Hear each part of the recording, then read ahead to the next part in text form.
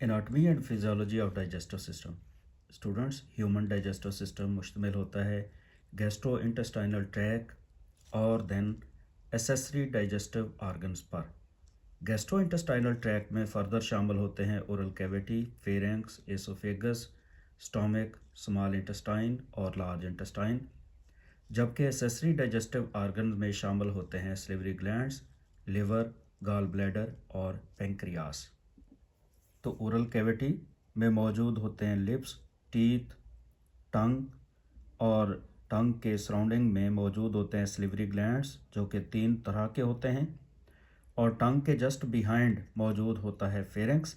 और टंग से ऊपर की जानब अगर देखें तो पैलेट होता है, तालू जिसे कहते हैं। ये 2 तरह का होता है, एक होता है बोनी पैलेट और जो पीछे वाला इसका हिस्सा होता है वो होता है सॉफ्ट पैलेट।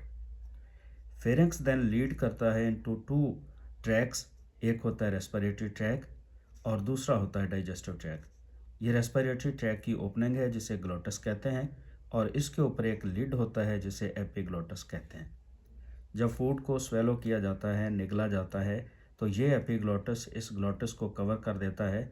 सो जो स्वेलोड फूड होती है वो सीधा इसोफेगस में जाती है, यहाँ पर रेस्पिरेटरी ट्रैक में एंटर होने से प्रिवेंट होती है।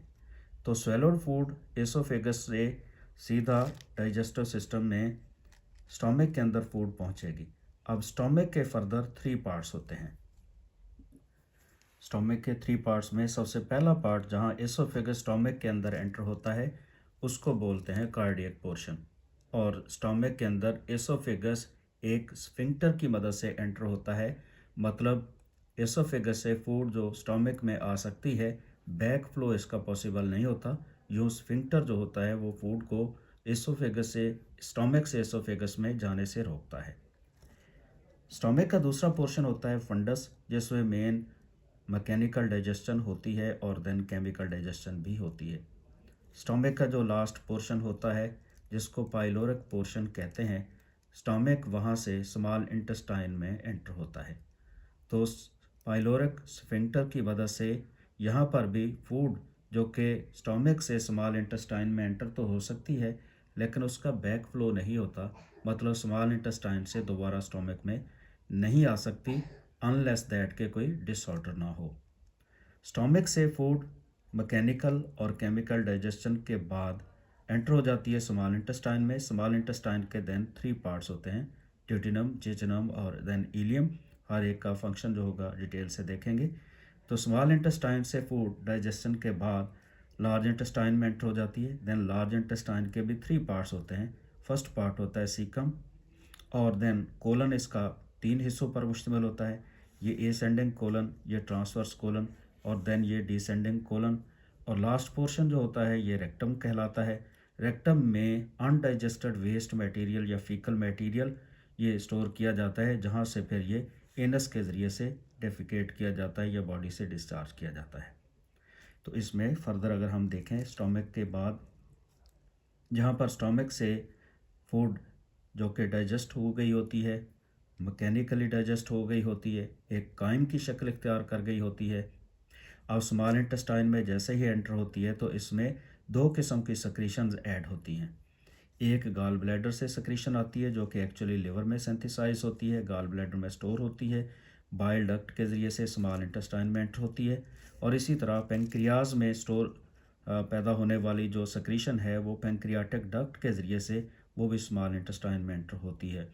तो इन सब का क्या रोल होता है ये डिटेल से हम नेक्स्ट देखने जा रहे हैं। तो नंबर 1 रोल हम पढ़ने जा रहे हैं ओरल कैविटी का।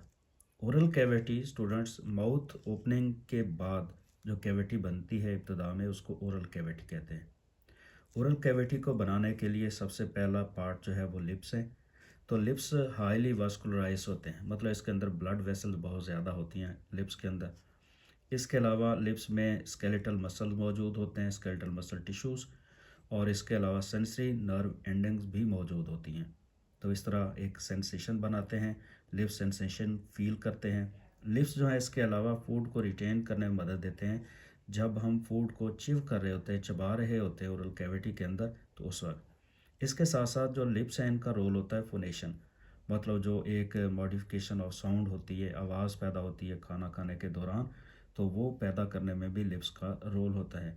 इसके अलावा हम जब बोलते हैं तो उस वक्त भी ज़ाहिर है लिप्स का एक इम्पोर्टेंट रोल है, ऑल्दो के एक्चुअली जो साउंड है वो प्रोड्यूस होती है वोकल कॉर्ड्स के अंदर। इसके अलावा जो इम्पोर्टेंट फंक्शन होता है ओरल कैविटी का, उसमें सबसे पहला पॉइंट आता है सिलेक्शन ऑफ फूड। तो सिलेक्शन ऑफ फूड कैसे की जाती है? सिलेक्शन ऑफ फूड के लिए ओरल कैविटी में मौजूद होते हैं टेस्ट बड्स। ये जो टेस्ट बड्स होते हैं इनकी मदद से हम फूड को ना सिर्फ टेस्ट करते हैं बल्कि इसी को फिज़िकली फील भी करते हैं कि ये फूड जो है वो सॉफ्ट है, खाने के काबिल है या नहीं है।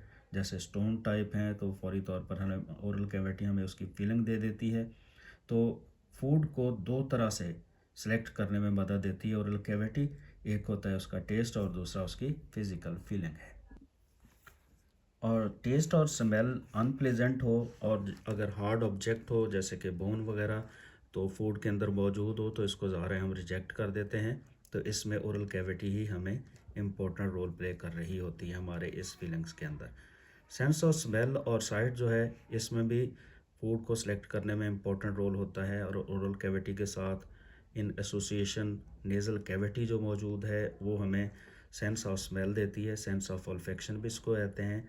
और जो सेंस ऑफ टेस्ट होती है इसको सेंस ऑफ गस्टेशन या सिंपली गस्टेशन भी बोला जाता है। मैकेनिकल डाइजेशन का मतलब होता है कि फूड को फिज़िकली ब्रेक किया जाए इनटू स्मॉल पीसेस। तो ये काम किया जाता है टीथ की मदद से। इस प्रोसेस को मैस्टिकेशन बोला जाता है, चिविंग भी बोला जाता है। ग्राइंडिंग और मैस्टिकेशन ओरल कैविटी के अंदर जब हो रही होती है तो जो टीथ हैं मजमूई तौर पर ह्यूमन बीइंग में वो चार तरह के होते हैं। इंसाइजर्स होते हैं और केनाइंस होते हैं, देन प्रीमोलर्स हैं और देन मोलर्स हैं। तो जो इंसाइजर्स होते हैं इनका काम होता है फूड को कट करना, केनाइंस का काम होता है टीयर और पेयर्स करना यानी चीरना फाड़ना, प्रीमोलर्स और मोलर्स का काम चिविंग होता है, ग्राइंडिंग होता है, मैस्टिकेशन होता है। तो चिविंग के नतीजे में स्टूडेंट्स ये जो खुराक है ये मैनेजेबल पीसेस में यानी छोटे छोटे टुकड़ों में इसको तब्दील कर दिया जाता है। और इस तरह क्यों किया जाता है? ताकि इनके ऊपर जो एंजाइम्स हैं वो एफिशिएंटली काम कर सकें। केमिकल डाइजेशन होती है फूड की। तो चिविंग के नतीजे में फूड जो है जैसे जैसे उसके पीसेस स्मॉल होते जाते हैं एक तरह की लेई की शक्ल इख्तियार करती चली जाती है फूड।